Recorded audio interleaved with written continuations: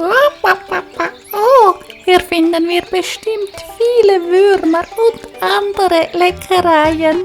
Essen wir, solange uns die Königin nicht erwischt. Ja, das mag sie nicht, wenn wir im Garten naschen.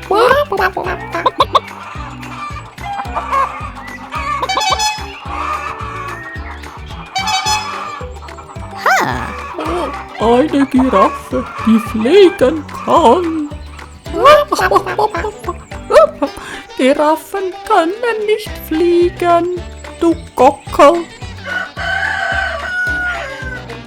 Ich hab's mit eigenen Augen gesehen.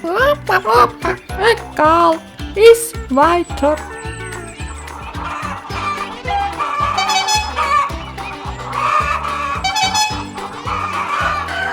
Schon wieder eine fliegende Giraffe.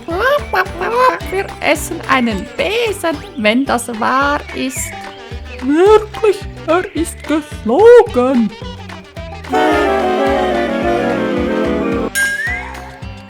Hallo Hühner, ist es in Ordnung, wenn die Giraffe auch im Garten frisst? Kein Problem, die Hühner fressen heute nur den Besen. Was? Hühner fressen Besen? Nur weil du fliegen kannst. Warum machst du das? Ich bin mit Roman auf dem Weg nach Afrika, wo ich herkomme.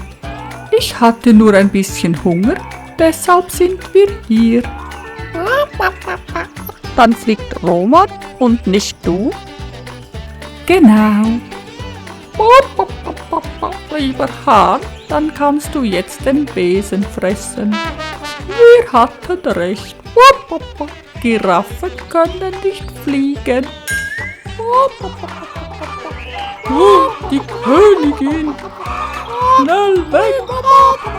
Wer ist in meinem Garten?